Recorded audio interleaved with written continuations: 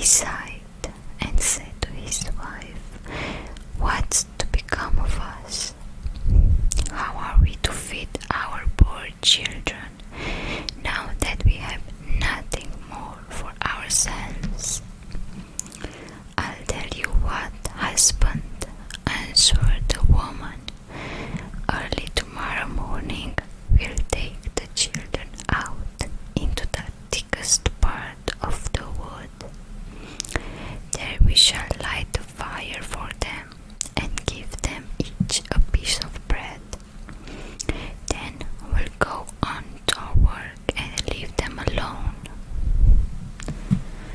They won't be able to find their way home, and we shall be rid of them."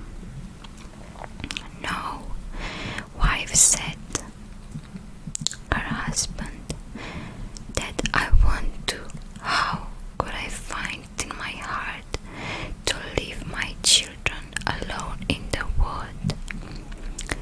The wild beast would soon come and tear them to pieces." "Oh, you fool," said she, "then we must all four die of hunger, and you may just as well go and saw the birds for our coffins." They argued and argued until he agreed that they must get rid of Hansel and Gretel.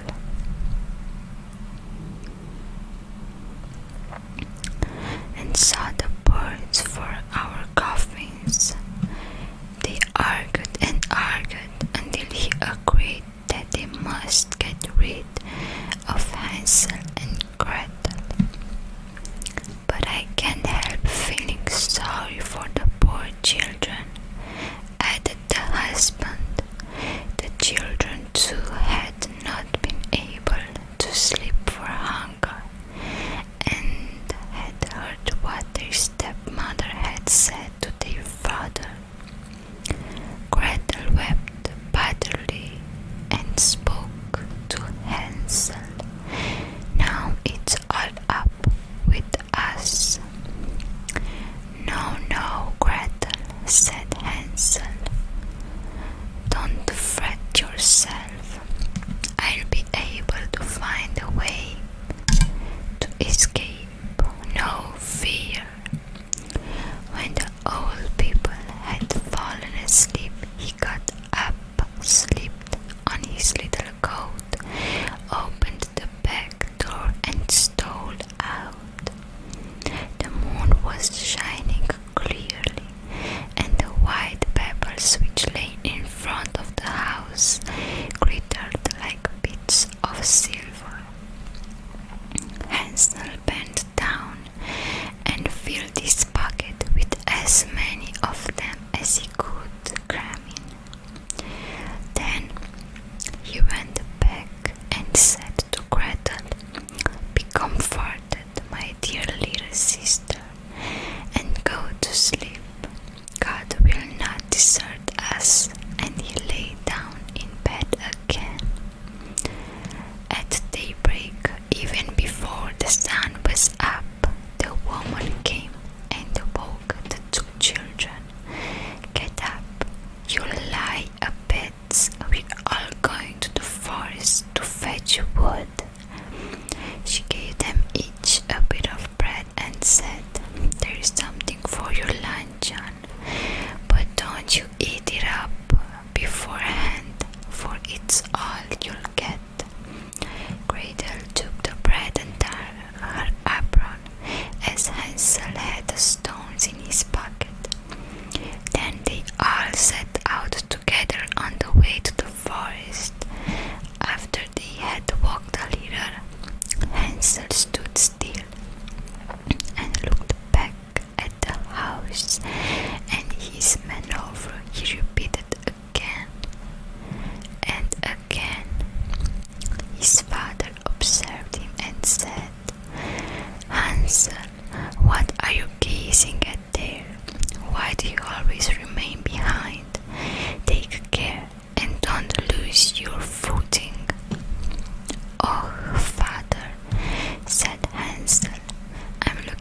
forget my white kitten, which is sitting on the roof waving me a farewell." The woman exclaimed, "What a donkey you are! That isn't your kitten. That's the morning sun shining on the chimney."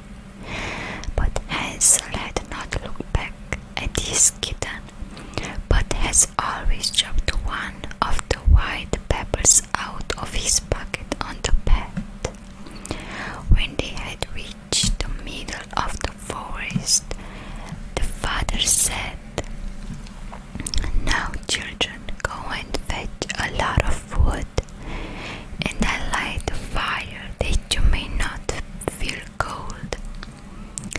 Hansel and Gretel heaped up brushwood until they had made a pile nearly the size of a small hill. The brushwood was set fire to, and when the flames leaped high, the woman said, "Now lie down at the fire, children, and rest yourselves. We're going into the forest to cut down wood, and we finished coming back and fetch you." Hansel and Gretel sat down beside the fire, and at midday ate their little bits of bread. They heard the strokes of the axe, so they thought their fire was quite near. But it was no axe they heard, but a bough he had tied on a dead tree, and that was blown about by the wind. When they had sat for a long time, their eyes closed with fatigue, and they fell asleep. When they awoke at last, it was pitch dark. Gretel began to cry and said, "How are we ever to get out of the wood?" Hansel comforted her. "Wait a bit," he said, "until the moon is up, and then we'll find our way sure enough." When the full moon had risen, he took his sister by the hand and followed the pebbles, which shone like new threepenny bits, and showed them the bed. They walked on through the night, and at daybreak reached their father's house again.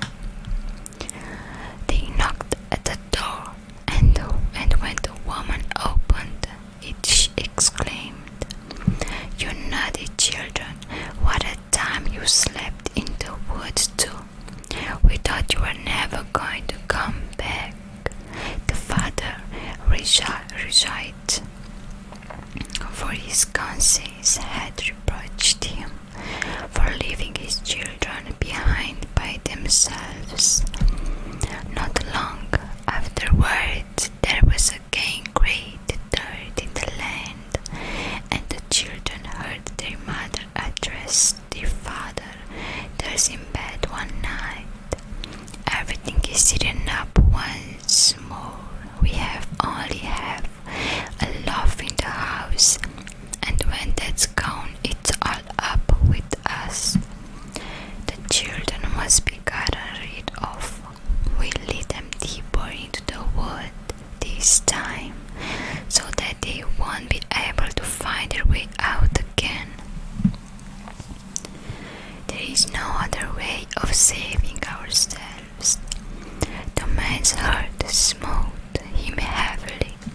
He thought surely it would be better to share the last bite with one's children, but his wife wouldn't listen to his arguments and did nothing but scold and reproach him. If a man yells once, he's done for, and so, because he had given in the first time, he was forced to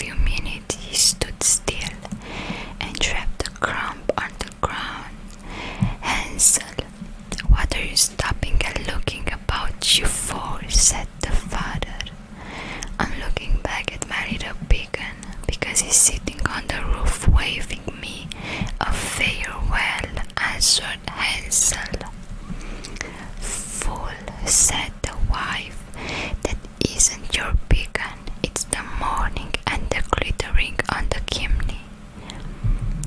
But Hansel gradually threw all his crumbs on the bed. The woman led the children still deeper into the forest, farther than they had ever been in their lives before. Then a big fire was lit again, and the mother said, "Just sit down there, children, and if you're tired you can sleep a bit. We're going into the forest to cut down wood, and in the evening, when we're finished, we'll come back to fetch you." At midday, Gretel divided her bread with Hansel, for he had strewn his all along their bed. Then they fell asleep. Evening passed away, and nobody came to the poor children. They did not awake until it was pitch dark.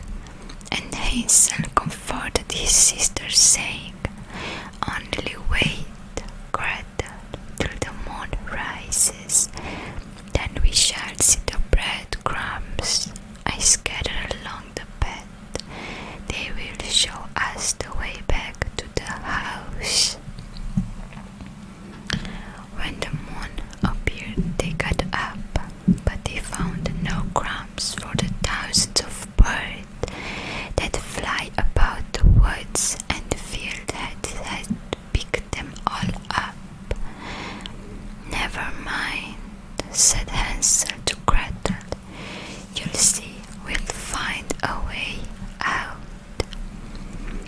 But all the same, they did not. They wandered about the whole night, and the next day from morning until evening. But they could not find a bed out the food. They were very hungry too, for they had nothing to eat but a few berries they found growing on the ground. At least they were so tired that their legs refused to carry them any longer, so they lay down under a tree and fell fast asleep.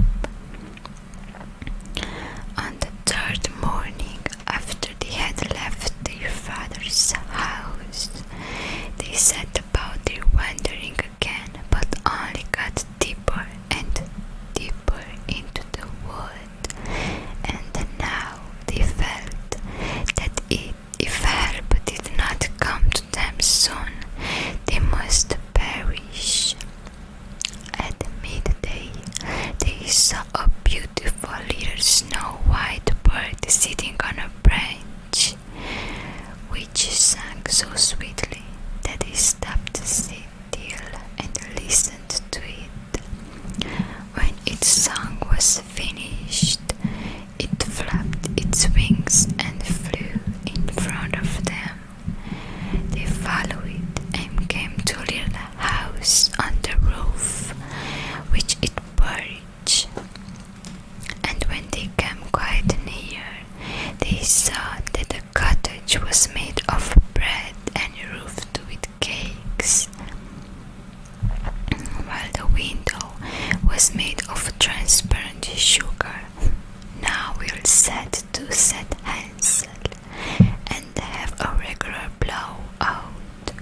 I'll eat a bit of the roof, and you, Gretel, can eat some of the window, which you'll find a sweet morsel."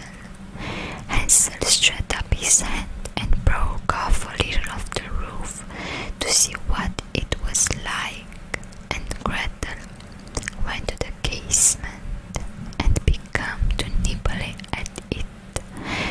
Thereupon a shrill voice called out from the room inside, "Nibble, nibble, little mouse, who's nibbling my house?"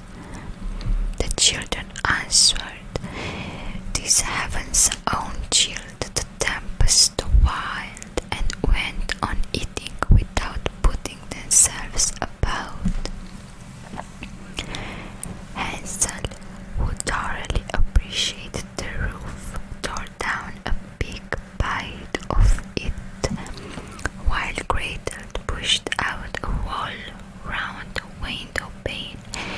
sat down the better to enjoy it.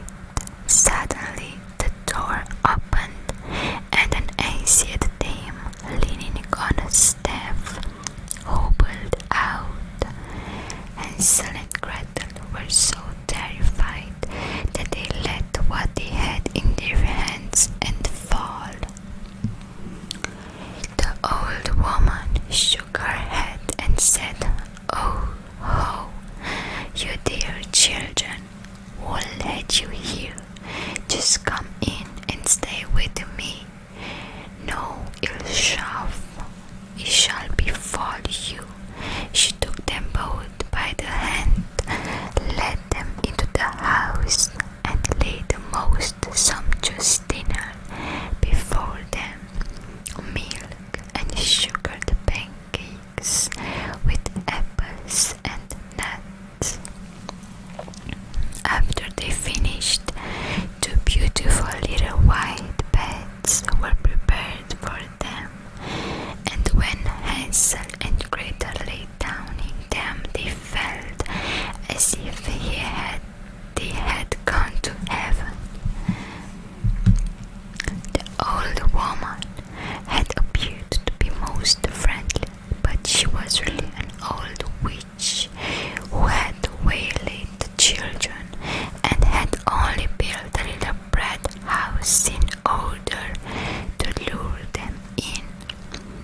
When anyone came into her power, she killed, cooked, and ate him, and held a regular feast day for the occasion. Now witches have red eyes and cannot see far, but like a beast, they have a keen sense of smell and know when human beings pass by. When Hansel and Gretel fell into her hands, she laughed maliciously and said cheeringly, "I've got them now, they shan't escape me." Early in the morning, before the children were awake, she rose up, and when she saw them both sleeping so peacefully with a round rosy cheek, she muttered to herself, "That'll be a dainty bite." Then she seized Hansel with her bony hand and carried him into a little stable and barred the door on him. He might have screamed as much as he liked, for it would do him no good. Then she went to Gretel, shook her until she awoke and cried, "Get up, you lazy bones, fetch water and cook something for your brother. When he is fed, I'll eat him up." Gretel began to cry bitterly, but it was no sense. She had to do what the witch bade her. So the best food was cooked for poor Hansel, but Gretel got nothing but crab shells. Every morning the old woman hobbled out to the stable and cried, "Hansel, put out your finger that I may feel if you are getting fat." But Hansel always stretched out the bone, and the old dame, whose eyes were dim, couldn't see it. Thinking always it was Hansel's finger, she wondered why he fattened so slowly. When 4 weeks had passed and Hansel still remained thin, she lost patience and determined to wait no longer. "Hi, Gretel," she called to the girl, "be quick and get some water. Hansel may be fat or thin. I'm going to kill him tomorrow and cook him." Oh, how the poor little sister sobbed as she carried the water.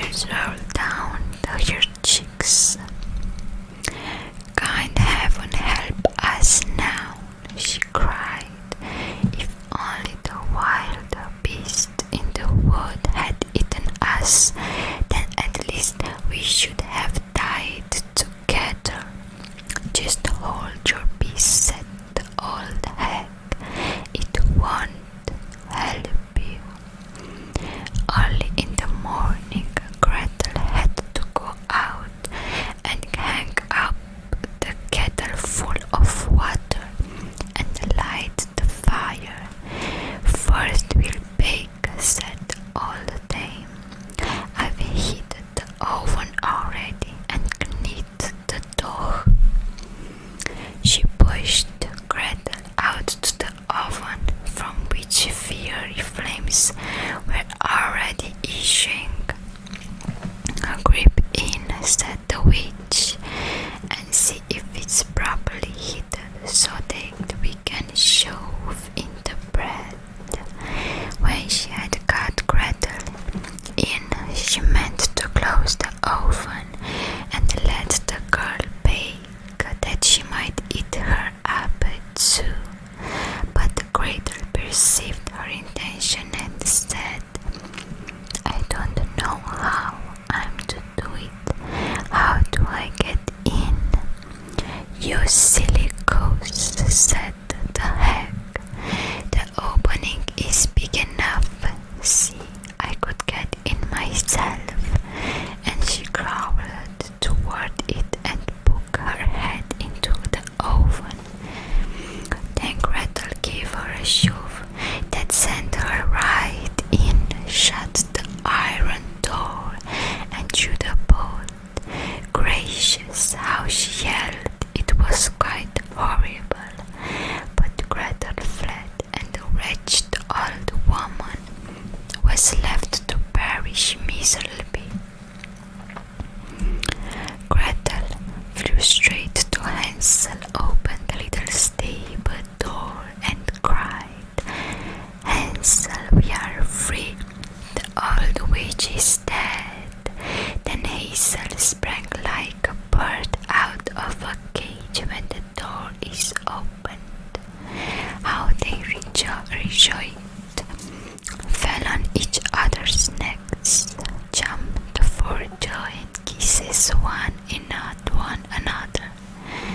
As they had no longer any cause for fear, they went in the old hag's house, and here they found in every corner of the room boxes with pearls and precious stones. "They are even better than pebbles," said Hansel, and crammed his pockets full of them. Gretel said, "I too will bring something home," and then she filled her apron full. "Now," said Hansel, "let's go and get well away from the witch's wood." When they had wandered about for some hours, they came to a big lake. "We can get over," said Hansel. "I see no bridge of any sort or kind." "Yes, and there is no ferry boat either," answered Gretel. "But look, there swims a white duck. If I ask her, she'll help us over." And she called out, "Here are two children, mournful fairy, sing neither bridge not ferry. Take us up on your wide back and row us over, quack, quack." The duck swam towards them, and Hansel got on her back and bade his little sister sit beside him. "No," answered Gretel, "we shall be too heavy a load for the duck. She shall carry us across separately." The good bird did this, and when they were landed safely on the other side and had gone for a while, the wood became more and more familiar to them, and at length they saw their father's house in the distance. They set off the run, and bounding into the room, fell on their father's neck. The man had not passed a happy hour since he left them in the wood, and the woman had died. Gretel shook out her apron so that the pearls and the precious stones rolled about the room, and Hansel threw down on one handful after the other out of his pocket. Those elder strappers were